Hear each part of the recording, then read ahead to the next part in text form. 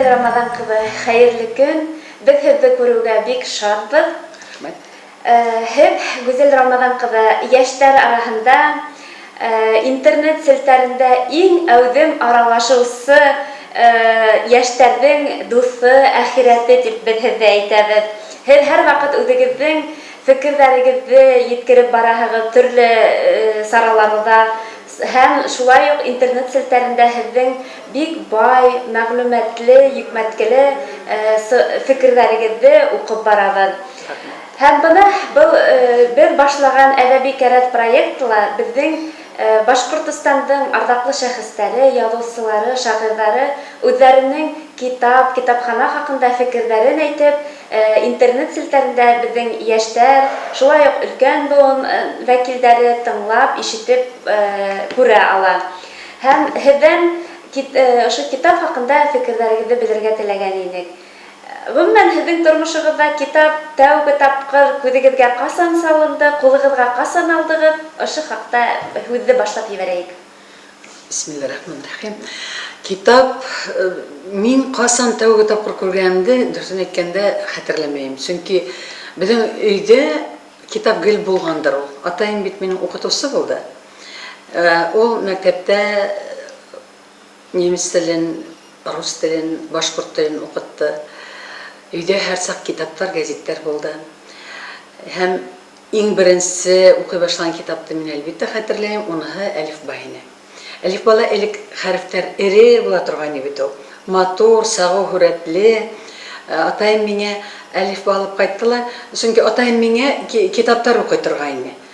Onun bitende vaqıты yetmей, бізге оқып отырға керек. Шуна ол меңе айтты, "Сен өзің оқып үйрен." Шунан енді ол Elif балып қайтқан ені, меңе ол вақытта 6 яш болған. Қазір ойлап қарайым да, бәлки 6 толмаған болғандар. Меңе китаптың теге тышын асып ебергес, тәуге қатында хүреттер менен харифтер бола тұрған шмут сиклда енді. Шунан меңе бұнаты ошы хүрет тұра, ол ниндей өн менен башлайһың, харифи шулты енді. Шунан шулай деп итте қалдырдылар, бір-екі мәртебе оқып, менімен отырып оқып көрһеттілер. Хәдір атайым үйде yok, менің оқығым келе бетінде. Әлифбаны алам да, теге хүретін қарайым да, танымағам, ұнытам харифін. Шулай деп хәдір харифтерді шулай деп отып қалдым. Шунан оқып қарай башланым менде. Bir zaman atayım kayıttılar, men barmak bilen türte kıskırıp okuldırım atayıma көрһәткім келемін, оқырға үйрендім деп. Atayım mene ышанмайрак қаранды, ойланы енді бәлки мен ятлап алғанмындыр деп. Екенсі битті асып қараны, ябында неме деп ядылғанды, мен хәзір ежікләп күні оқып көрһәттім. Ол бик аптырамы, шунан қайда мен еңе китап алып қайтайым әлі деп. Kitapxananın birinci tapqır Zeynep Beyşevanın yeni harflerini alıp qaytdı. İkişer gene yoldan turgan motor, totuş bitti, bilep turgan huretler etindi. Men şolarda okuyayım.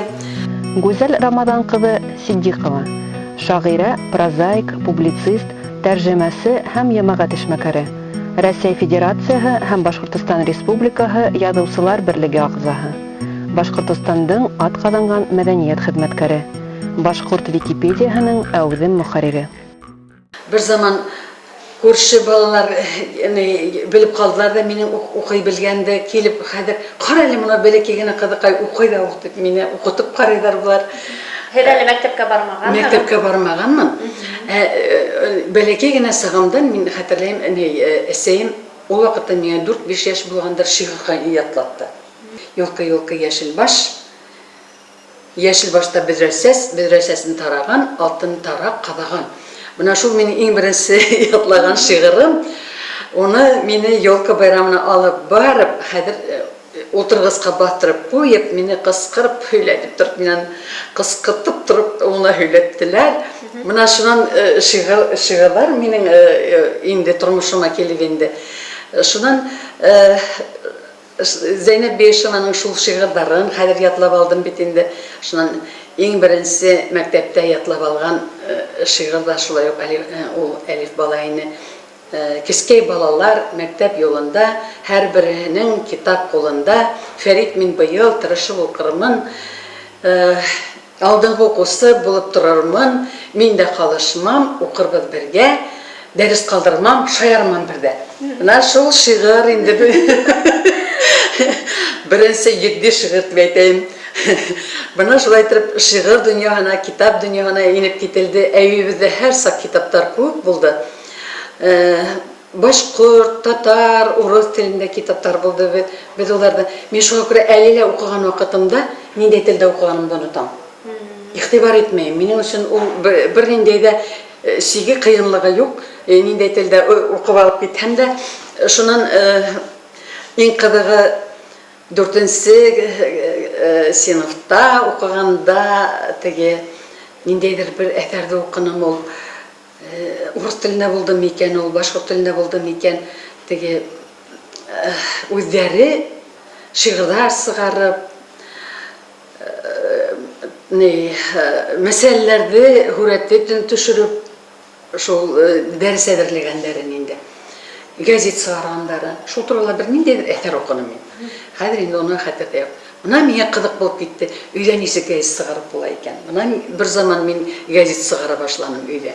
Хүрәтен төшерәм, шуннан 4 юллык кына шигырьләрен язып куям. Унан элек бит мәктәптә була торган стена газеттар.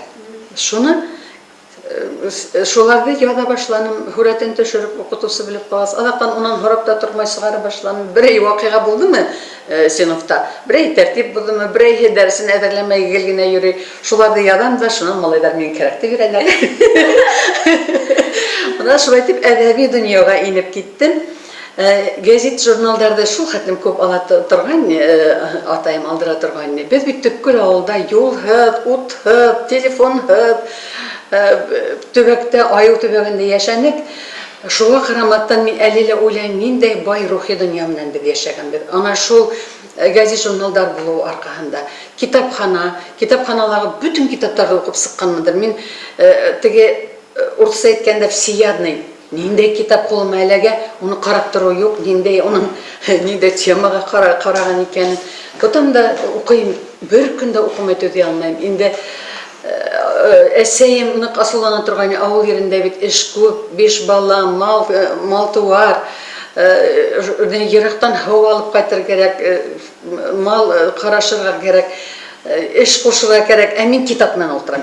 Әсәем менән китаптарды ия бит инде. Шуннан әрләй, ялкау, китап укып тик утыраһың, нисек кенә итеп дөнья көтөрһең икән, хайрың һавалмай торыр инде, бадагың бакырып торыр инде.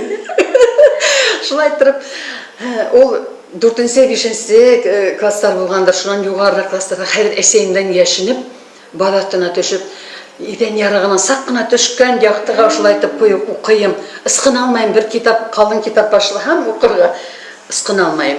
Шуннан яхрай башына менеп китеп яшенеп кенә укыйм. Шунда әлегә баягы хатта һауга китеп барганда ла шул китапты тотып алып, шулай итеп асып карап китеп барам.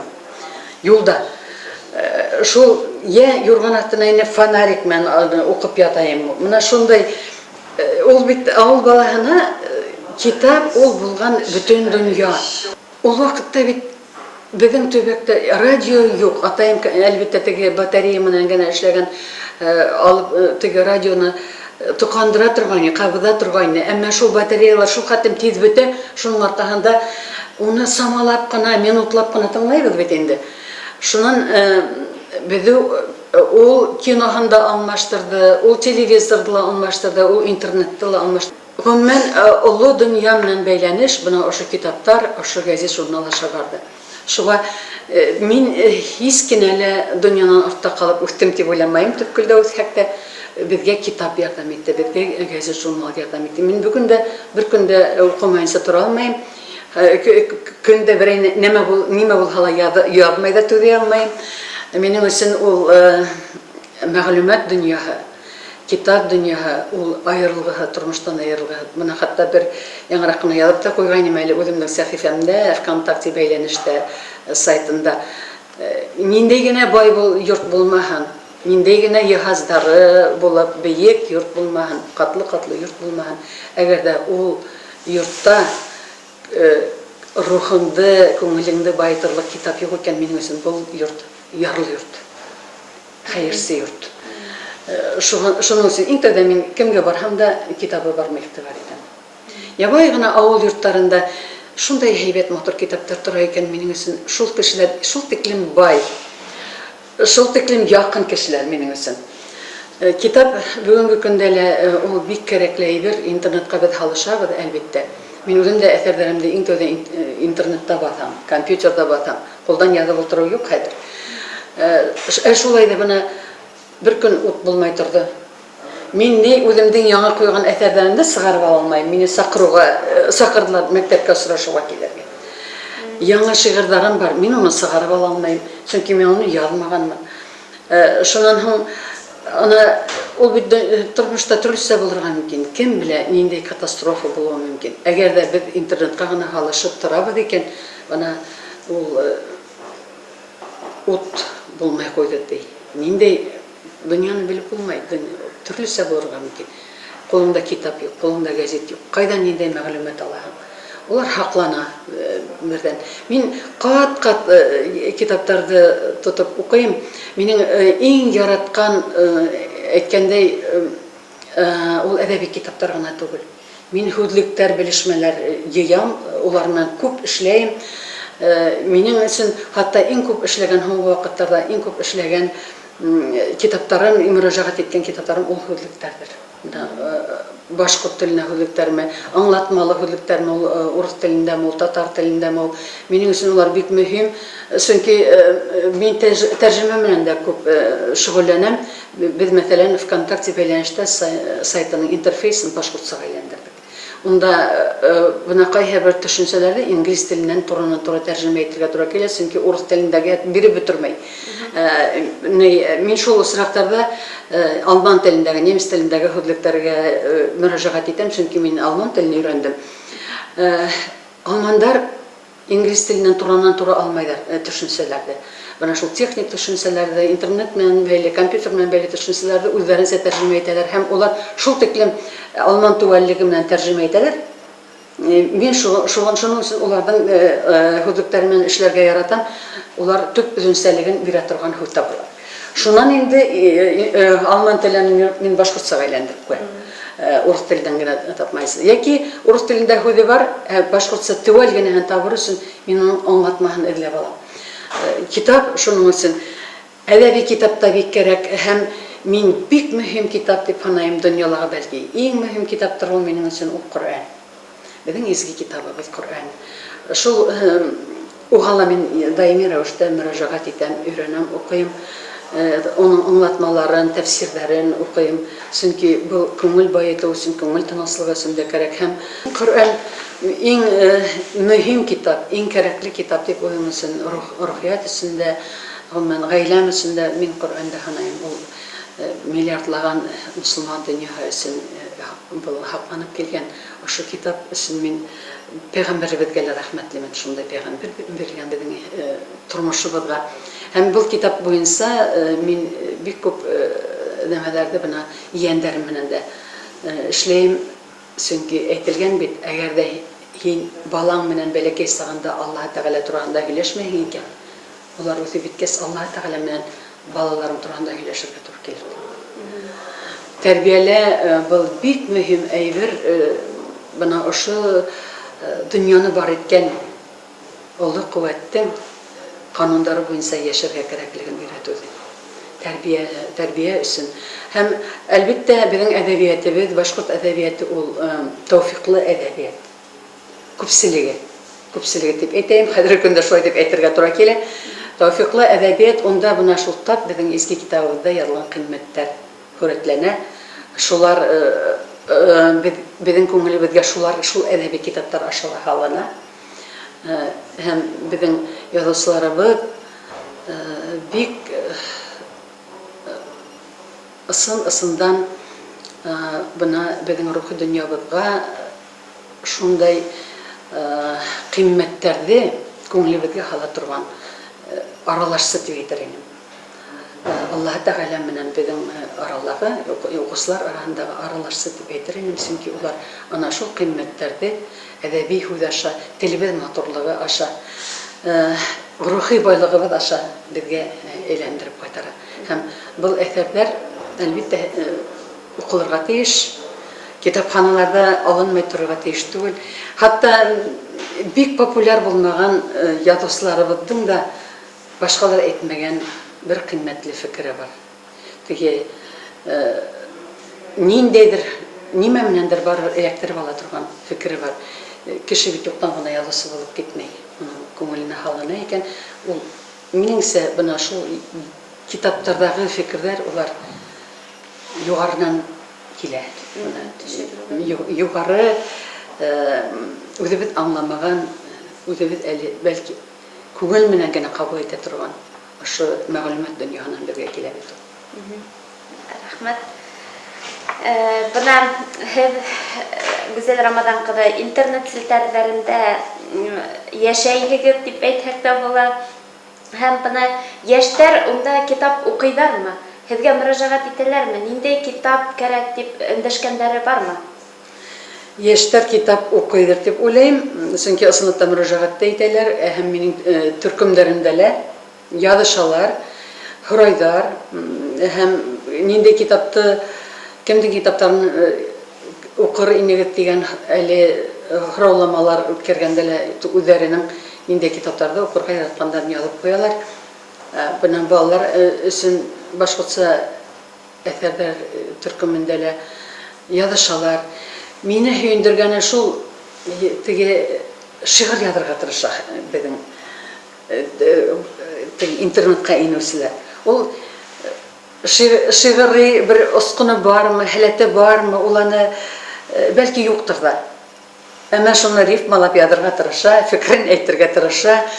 Бу үзе бер һәйбәт күренеш, әлбәттә теге югары әдәбият өчен, зауык өчен бәлки ул күпмеләр зарарлыдыр да. Чөнки селебешле әсәрләр уку аркасында бит инде зауык та зәгыфләнә. Зауыкты тәрбияләү бик кирәк. Нимә ул һәйбәт китап, нимә ул сифатлы әсәр, нимә ул сифатлы шигырь, буны бит аңлар өчен сифатлы нәмәләр укырга кирәк. Теге тәмле нәмәнең тәмен белер өчен бит уны ашап карау кирәк дигән шикелле, тәмле әсәрләр укырга ла кирәк. Шулай булганда ла язарга тырышалар. Инде миңа күпләп шигырьләрен ебәрәләр. Төркемдәрмә индереп куялар, мин аларны еш кына юып та куям, чөнки тиешле кимәлгә җитмәгән булганлыктан. Шулай да, демәк, шигъри һүзгә, әдәбиятка, иҗат итүгә кешенең кызыксынуы бар, мәнфәгате бар, ынтылыш бар, бу бит һәйбәт күренеш. Һәм интернетта башкорт теленең көндән-көн күбрәк урын ала баруы минем өчен шулай ук бик кыланыслы. Әлеге баягы интернет китапхананың барлыкка килүе, мин үземә кирәк сагында мин еш кына Википедияга ла инеп сыгам, Википедиялар безнең әсәрләрне куя башладылар. Әле ул әлбәттә инкубатор гына дип әйтәләр, уны тотыш язу ниләргә сыгармайдар. Дөйем Википедияга. Шулай да ул инкубатор әле теге башлангыч кимәлендә ул бар. Һәм кирәкле әсәрне табып була интернеттан эзләгечләр аша. Бу бик тә кирәк, һәркемдә китапханага йөгереп барып китап эзләп йөрергә мондан соң вакытта кирәк бит инде. Кай вакытта китаптың бер өзеге генә кирәк була. Бу бүгенге көндә бу бер-берен байыта торган әйбер. Китапхана менән интернет. Зур рәхмәт. Гүзәл Рамадан кызы, шундай матур фикерләргә, йөкмәткеле мәгълүматларыгыз өчен зур рәхмәт сезгә. Әле дә аралашырга язган, интернет селтәрләрендә аралашырга язган, сәламәтлек, иҗади уңышлар.